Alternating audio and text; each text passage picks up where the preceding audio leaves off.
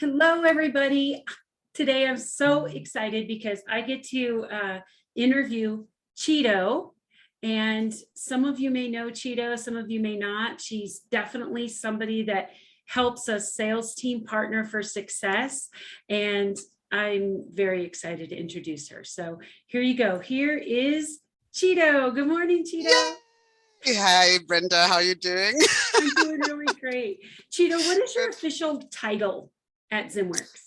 I'm the lead recruiter. What do you mean by recruiter? What does the recruiter do? So we find all the amazing people that then sit in the dental offices. So we are the headhunters of the people, the candidates that then become team members for the various offices.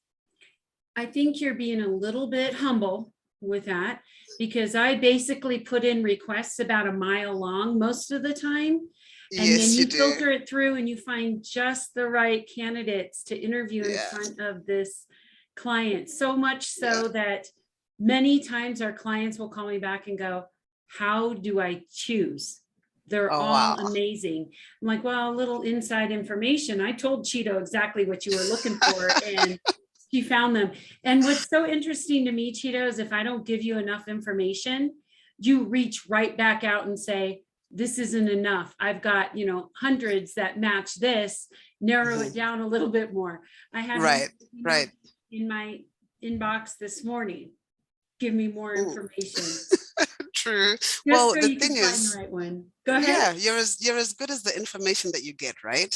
And with the amazing talent that we have in Zimbabwe, you really want to make sure that you're aligning the right person with the dental office that we're recruiting for. So when we have more, it's fantastic because then we can tick all the boxes as we speak to the people, because we meet so hundreds of people. Like today we had 50 people in the office. Tomorrow we'll have another 50 people. So you want to make sure that as you're like interviewing and getting to know them, when Brenda sends me like a note to say I need somebody like this, I'm like, right, I know exactly who that person should be.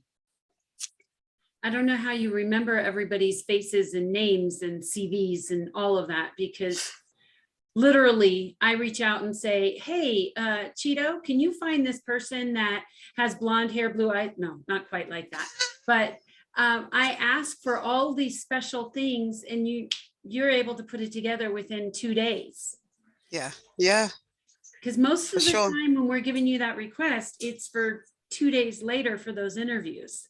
Right, right. Well, the beauty is that with the dental coordinators, we interact with them quite a lot. So they have several interviews. I mean, they would have interviewed at least 5 times before they actually are selected for the dental training. So you get to meet with them and interact with them in different settings. So certain things about them then begin to stick out, and then obviously then they're here for the week-long training, which is also then like another time that we get to really get to interface with them a lot more. So it's great. So at least 5 times. Do you have that many people that want to become dental coordinators that you can be that selective and interview them 5 times and weed people out every single time? Yeah, we do. And then because we now also plan for when all our trainings are, it gives us at least a month for us to be like looking for people, meeting with them. So the initial interview may be on the phone, then the next one is on Zoom, then in person. And then we're really trying to dissect whether they're really here to stay. Do they really want to take this career path? So we have to be quite thorough with it because we don't want, people that will come and go. We want people that are in for the long haul, and we want the right people. I definitely appreciate that so much. I know the last course that I was there and I taught, there was 40 people in the room and there were 5 Master of Law degrees and 3 MBAs.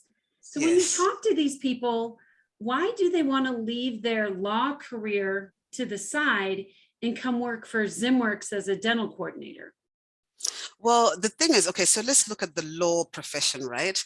I mean, for you to rise in the ranks takes quite a long time. You've got partners, you've got senior legal practitioners that are there. So for you to get to a space that you might have envisioned you would be may take a lot longer. So you're kind of paper pushing initially. So if you're going to be paper pushing in a law office, why not come and then be an amazing dental co-admin and actually feel like you're the boss of the, the organization that you're working for, the practice that you're working for, and feel more important. And also, like, you're also working with internationally, with an international company. So a lot of people, just in terms of their career path, would rather have that on their resume to say that I've worked for an international company. It may have been a dental office, but the fact is it's international, and these are the skill sets that I learned. I've expanded on my admin skill set, so you're actually more marketable down the line. And we have an awful lot of lawyers and MBAs working for us. I couldn't believe it.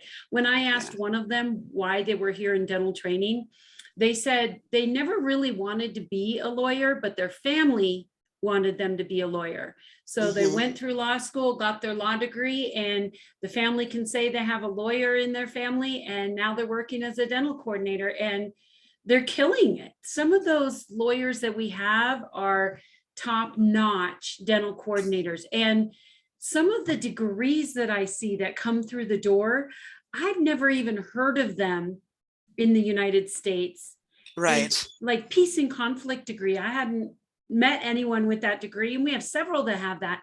And when I asked one of them, how is your degree going to benefit a dental office? They said, most dental offices are all women, which means they're going to need peace and conflict resolution. That brings drama. And I just laughed so hard because the dentist actually laughed too and said, that's about right. Right. Oh, for sure. But what I love is your particular talent to know which person would do well in an office, having never met the office, just going off of the information that I provide or Rob provides or Chenge provides.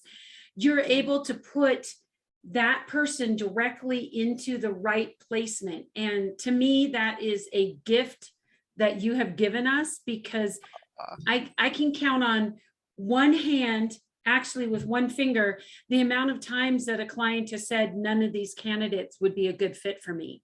Every time they're saying no, they all would work out well. So that is a feather in your cap. And you do it with a team, right? How many recruiters do we have at ZimWorX? So we've got 4 amazing recruiters. We've got Sean, Tevin, and Charmaine, who's our new kid on the block. And we've gelled so well. We work amazingly well together. And I think we've got the best department in the whole organization. Present company excluded. Right? Not true, very true. But we definitely have the best office. There's a lot of buzz always happening in here. So one of the questions I get asked a lot is, what are they going to sound like? I don't know, we're way over on the other side of the hemisphere, and people might think that they're going to have such a thick accent that their patients are going to be upset. I could listen to you tell me a bedtime story every day. You have this beautiful voice. Do most of our candidates sound somewhat similar to you? Very much so. Very much so. We tend to look for people that will be easily understood.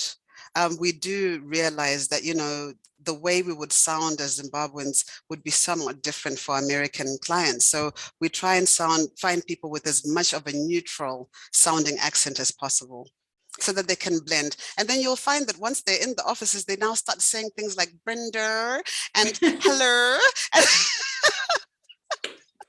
That's so funny. You're totally right. I listened to one of our people from Zimbabwe told me, what did they say? Y'all? And I'm like, y'all? Wow. Even I don't say that. I'm from Colorado, but they're working in an office in Texas, and y'all is something everybody says. So you're absolutely right. I just love what you do, and I love how you help all of our clients. But let me get to know you a little bit. I know that you are also a very kind and generous person, and you volunteer a lot. Where does your passion lie outside of ZimWorX? So my passion lies a lot with the youth and with the arts. I think in my past life, I must have been an artist because I can't sing or anything, but I do manage artists, and I that that is for kids that are just in primary school and in high school. So it's called the Let Them Trust. So I do quite a lot of work with young people in the arts, and we are about to build a cultural village in a space called Lomboshawa. And ZimWorX has actually helped us, like, contribute towards like our fence project. So that was such a blessing. And so they're also like being a part of this organization is actually opening up doors for my passions. So it's wonderful. So that's where part of the 51% is going, is building that fence for you. And Yeah. tell me what you love about, or don't let me put words in your mouth. Tell me about the culture at ZimWorX. Okay, well, it's very, very laid back, easygoing. It's a very young culture. I think up until maybe a week ago, I was probably the oldest person in this company. And I'm 47, so I consider Present myself company 30. excluded again. But so it's like very young and energetic, and I feel like, they're keeping me young. So I feel like I'm this vampire in this place, just sucking up all the youth out of everybody. Oh my goodness. And Yeah. obviously, as a faith-based company, I know that that's really important to you. Your parents are also very faith-based.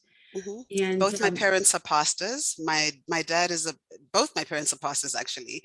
My dad was a pastor first, and then my mom followed suit. They both come from educational backgrounds.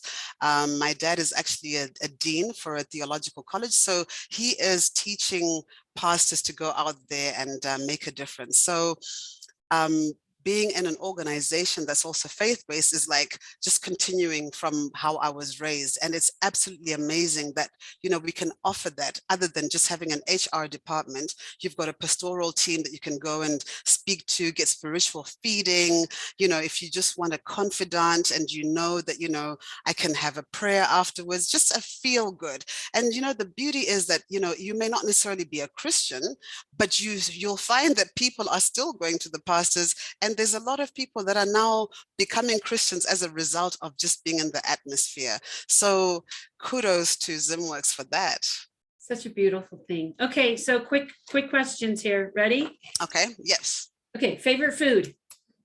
Chinese. If you could visit any place in the world, where would you go?